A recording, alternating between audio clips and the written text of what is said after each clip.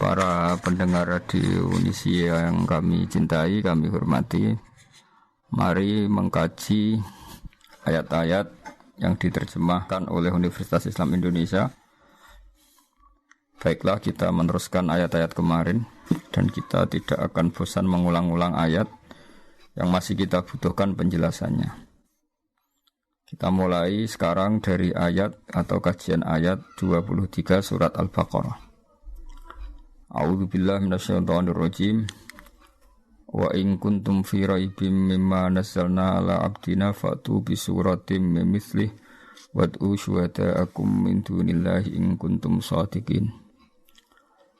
Di terjemahan UI dijelaskan, jika kalian masih ragu tentang kebenaran wahyu yang kami turunkan kepada hamba kami, buatlah satu surat saja yang sepadan dan panggillah seluruh penolongmu selain Allah bila tuduhanmu benar. Logika umumnya adalah bahwa mereka ini menuduh Al-Quran karangan Muhammad dan mereka yakin betul Muhammad hanyalah seorang manusia. Normalnya kalau betul Muhammad seorang manusia dan bisa mengarang Al-Quran, mereka yang mengklaim mereka lebih cerdas, lebih pintar, lebih terpelajar harusnya bisa ngarang Al-Quran. Dan Al-Quran menantang mereka cukup satu surat saja yang menandingi Al-Quran. Tapi apa faktanya? Mereka tidak mampu. Sampai Rasulullah wafat pun mereka tidak mampu. Sampai sekarang pun mereka tidak mampu. Harusnya yang demikian menjadi satu keyakinan atau kesimpulan bahwa Al-Quran memang kalam Allah yang tidak bisa ditandingi oleh kalam manapun dan tidak akan tertandingi oleh karangan manusia apapun. Berikut beberapa cerita tentang naifnya mereka, ironisnya mereka. Saat mereka benar-benar sering kumpul dan rapat dan memutuskan ingin menandingi Al-Quran, mereka tidak mampu. Sampai menyewa orang yang bernama Musailamah. Oleh Islam, Musailamah ini disebut Musailamah Al-Kadzab, dia pendusta, dia pembohong. Setelah disewa ternyata apa? Mereka hanya minta 1-2 surat yang mirip Al-Quran.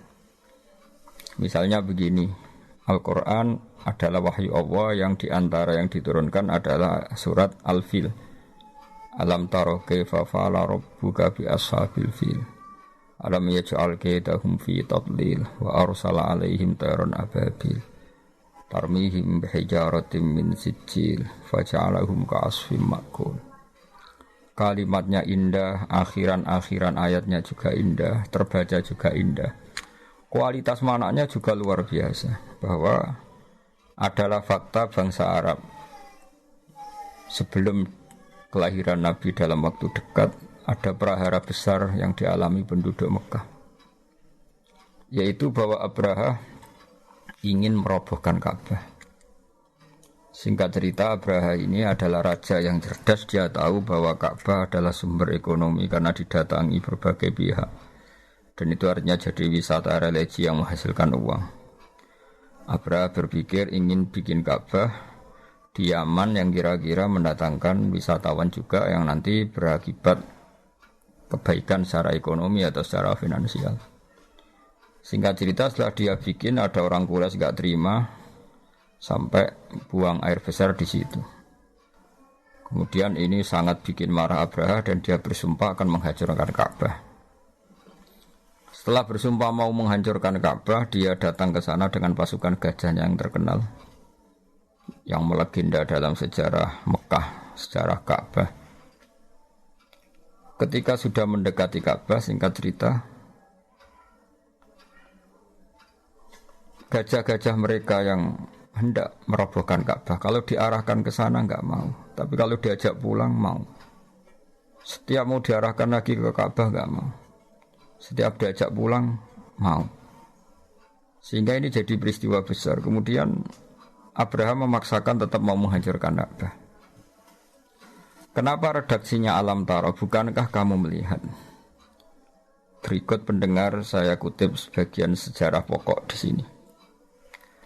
Tentu saat itu yang Sayyidul Qaumi, tuan daripada yang dipertuan besar di Mekah, di kampung Quraisy atau suku Quraisy adalah Sayyid Abdul Muthalib. Dia adalah mbah kandung Rasulullah SAW, Muhammad bin Abdullah bin Abdul Muthalib. Abraha sebagai seorang raja, dia relatif berperadaban. Dia tanya, kalau saya mau menghancurkan Ka'bah, siapa yang harus saya temui? Kata masyarakat, ya Abdul Muthalib Sayyidu Hadal Wadi. Abdul Muthalib dia adalah pemimpin di sini. Tapi sebelum itu Abraha adalah merampas sekian unta dari kampung Quraisy, termasuk untanya Abdul Muthalib yang kurang lebih sampai jumlahnya 100 unta. Itu lazim dalam penjajahan dulu, mesti merampas harta-harta daerah yang dijajah. Setelah Abdul Muthalib didatangkan, Abdul Muthalib itu orangnya wibawa sekali. Dia punya karisma yang luar biasa. Sampai-sampai saking karisma beliau, Abraha ini duduk di singgasana, terus dia bilang, ya Abdul Muthalib, kalau kamu duduk di sebelah saya, kaum saya pasti gak terima, karena saya ini raja di raja. Tapi kalau kamu duduk di bawah, saya tidak punya nyali, saya di atas, kamu di bawah. Singkat cerita, akhirnya Abraha ini duduk sejajar dengan Abdul Muthalib. Setelah duduk bersama, kata Abraha, saya ingin merobohkan Ka'bah, tapi saya tidak ingin perang. Sebab itu ungsikan kaum kamu, ungsikan kaum kamu, bangsa kamu. Kata Abdul Muthalib, ndak itu ndak urusan saya. Yang penting unta saya yang kamu sita, kamu kembalikan. Abraha terkaget-kaget. Dan dia terkaget-kaget karena melihat kearifan Abdul Muthalib, kewibawaan Abdul Muthalib, dan dia orang besar yang dituakan, yang dianggap pemimpin besar. Dia terkaget-kaget ketika seorang Abdul Muthalib hanya memikirkan hartanya, bukan memikirkan Ka'bah. Sampai Abraha bilang, anta sayyidu hadal wadi, kamu ini tuan daripada penduduk sini. Dan penduduk sini semuanya keberatan kalau Ka'bah saya hancurkan. Tapi kamu sebagai pemimpin mereka malahan tidak memikirkan Ka'bah, malah hanya memikir unta kamu harus saya kembalikan. Aneh kamu. Kata Abdul Muthalib dengan kearifan dan keyakinan tauhidnya yang luar biasa, karena beliau adalah mbah Rasulullah, beliau mengandung Nurul Mustafa, nurnya Rasulullah. Beliau bilang, unta itu milik saya, sebab itu urusan saya dan kamu hanyalah urusan unta. Soal Ka'bah, Baitullah, innali rabbi innali hadal baiti rabban hamahu. Soal Ka'bah, Baitullah itu ada yang punya, yaitu Allah, pasti menjaganya. Jadi saya tidak perlu memikirkannya, pasti dijaga oleh yang punya. Maksud Abu Thalib tentu Allah Subhanahu wa taala. Terus kata Abraha, oke, unta kamu saya kembalikan dan sekarang saatnya saya mau menghancurkan Ka'bah. Kata Abu Thalib, silahkan dan pasti nanti yang punya melindunginya. Innali hadal baiti rabban hamahu. Setelah itu Abdul Muthalib datang ke Ka'bah. Dia pegang halaqatul bab. Halaqatul bab itu semacam kayak ya pegangan pintu. Di situ Abdul Muthalib bilang, ya Allah, ini rumahmu, engkau pasti menjaga ini. Setelah itu dia ngajak masyarakatnya, ngajak kaumnya. Setelah dia berdoa, wahai kaumku, ayo kita ke atas gunung melihat madza fa'ala rabbukum, apa yang nanti dilakukan Tuhan kamu terhadap orang-orang yang mau merobohkan Ka'bah. Singkat cerita, Abdul Muthalib dan para masyarakat Mekah ke gunung-gunung yang tinggi, yang dekat Ka'bah, melihat apa yang akan dilakukan Allah. Saking yakinnya Allah tidak akan membiarkan Ka'bah dihancurkan. Setelah itu datanglah Abraha dan bala tentaranya yang benar-benar ingin menghancurkan Ka'bah. Apa yang terjadi? Datanglah burung ababil. Burung ababil ini burung yang membawa kerikil-kerikil tajam dari neraka. Dan di situ tertulis alamat yang mau dijatuhin, sehingga semuanya tepat sasaran, tidak mengenai suku Quraisy. Ini termasuk qudratullah, di mana burung yang tidak punya akal menjatuhkan kerikil tepat sasaran. Sehingga sebelum ada bom pintar, bom beralamat, bom yang terprogram dulu, orang sudah menyaksikan kecanggihan burung ababil yang menjatuhkan kerikil mesti tepat pada yang salah, tepat pada sasaran. Di sini diterangkan oleh Allah Subhanahu wa taala dengan begitu indah secara kebalaghaan, secara kesusastraan, yaitu alam taro kaifa fa'ala rabbuka bi ashabil fil. Wahai penduduk Mekah, wahai kamu siapa saja yang melihat peristiwa itu. Alam taro dalam banyak tafsir disebutkan ayyuhar ra'i, siapa saja yang melihat peristiwa itu.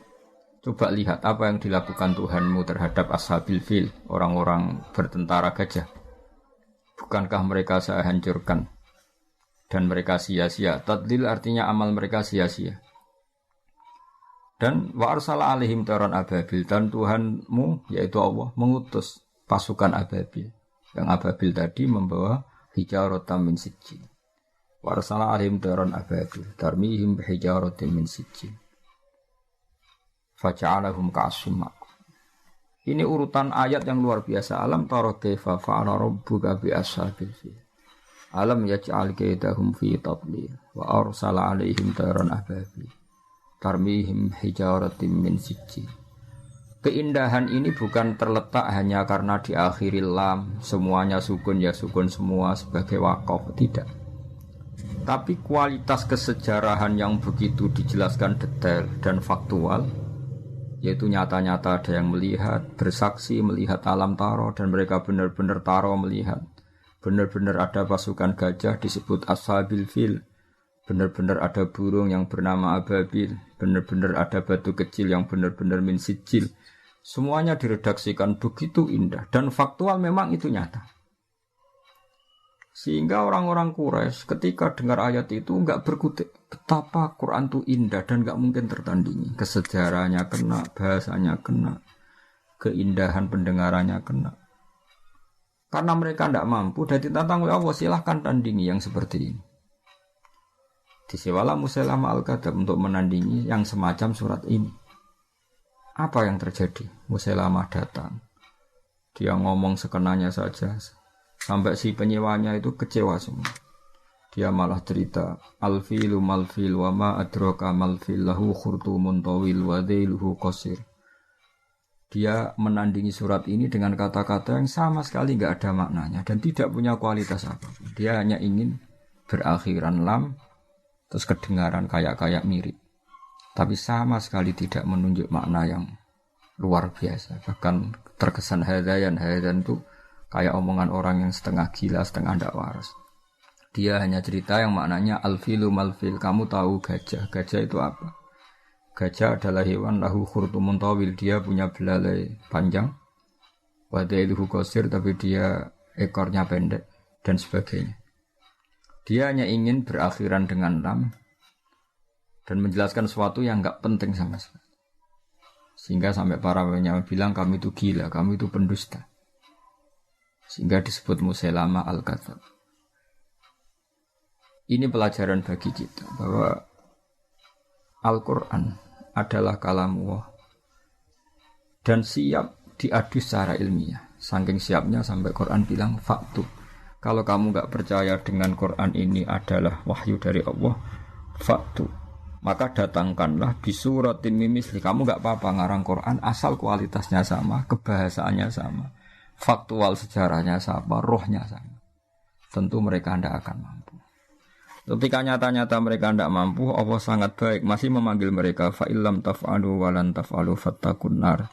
Jika kamu tidak bisa melakukan itu dan memang tidak akan mampu wa lan taf'alu fattaqun nar, kamu sebagai manusia harus takutlah masuk neraka. Yang neraka itu saking panasnya waquduhan nas wal hijarah. Yang menjadi alat atau materi bahan bakarnya adalah manusia dan batu. Di sini kata ulama dikatakan batu-batu besar yang normalnya tidak nyala menjadi nyala. Itu bukti saking panasnya neraka. Sampai batu yang dimasukkan pun akan menjadi nyala. Kalau neraka tidak panas-panas amat, tentu batu-batu besar itu tidak akan menjadi api. Tapi saking panasnya keadaan neraka sampai batu-batu besar pun setelah dimasukkan menjadi bahan bakar, menjadi nyala dan menjadi bahan bakar. Wa'iddas lil kafirin. Tentu neraka itu dipersiapkan bagi mereka yang mengingkari kebenaran, mengingkari Allah dan Rasul dan kebenaran Quran. Dan sudah menjadi tradisi Allah Subhanahu wa taala setelah menerangkan orang-orang kafir, kemudian ayat diteruskan dengan menerangkan orang-orang mukmin. Wa basyiril ladzina amanu wa 'amilus solihati anna lahum jannatin tajri min tahtihal anhar. Sampaikan kabar gembira kepada mereka yang beriman dan beramal saleh bahwa bagi mereka surga-surga yang dihiasi oleh sungai-sungai yang mengalir. Kullama ruziqu minha min thamaratir rizqan qalu hadzal ladzi ruziqna min qablu wa utubihi mutasyabiha. Setiap mendapat rezeki buah-buahan surga, mereka mengatakan rezeki ini pula yang telah diberikan kepada kami sebelumnya. Wa utu bihi mutasyabiha, mereka mendapat rezeki yang serupa. Walahum fiha azwajum mutahharatu wa hum fiha khalidun. Mereka juga diberi jodoh-jodoh yang serba suci dan mereka kekal di sana. Orang-orang iman di Al-Qur'an seringnya dibarengi dengan wa amilu sholihat, iman dan perilakunya soleh. Tentu ini penting sekali karena iman adalah bukti kita hidup, iman akan wujudnya Allah. Iman bahwa pencipta langit adalah Allah. Tentu konsekuensinya juga harus iman bahwa Allah ini punya aturan. Karena Allah adalah zat yang memerintahkan kebaikan, maka kita yang mukmin harus bercirikan melakukan kebaikan.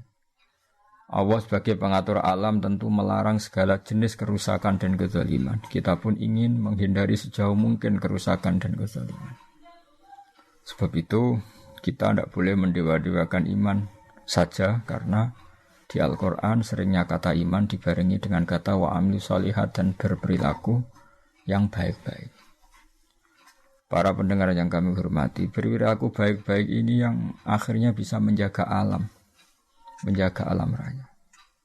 Betapa rusaknya alam ini kalau kita atau manusianya berbuat dolim. Betapa kacaunya sistem sosial, kacaunya tata surya, kacaunya apa saja. Bumi bisa dihancurkan lewat bom atom. Manusia bisa dihancurkan oleh narkoba.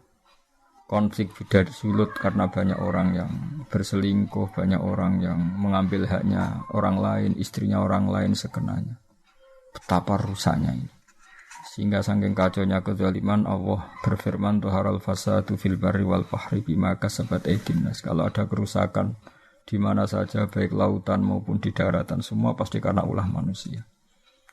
Sebab itu kita yang mukmin harus berperilaku yang soleh. Soleh itu dari makna sesuatu yang pantas, yang layak. Baik layak secara agama, layak secara etika publik, maupun layak dengan alam. Artinya kita berperilaku sesuatu yang alam itu tidak menolak perilaku kita. Misalnya kita tidak bikin pencemaran, tidak bikin kerusakan di bumi dengan bom atom, dengan zat-zat kimia yang merusak alam dan sebagainya dan sebagainya. Sebab dalam bahasa Arab solihun masoluhalisye, sesuatu yang layak disebut soleh. Sehingga kita sebagai mukmin harus melakukan suatu amalan solihan, baik yang hubungannya dengan Allah disebut ibadah mahdhah, kayak kita sholat, kita sujud, kita puasa, maupun yang berhubungan dengan sama-sama manusia, sama-sama makhluk. Kita baik sama orang tua, keluarga, teman, anak, dan tentu juga harus baik dengan alam. Kita tidak merusak alam ini dengan bom atom, dengan kimia yang tidak pada tempatnya, tidak merusak dengan pencemaran. Bayangkan misalnya air yang menjadi sumber kehidupan, kemudian diracuni oleh kimia-kimia yang membahayakan. Kita semua akan mati karena nggak ada sumber kehidupan, karena airnya tercemari oleh limbah, oleh sesuatu yang madarat, yang membahayakan.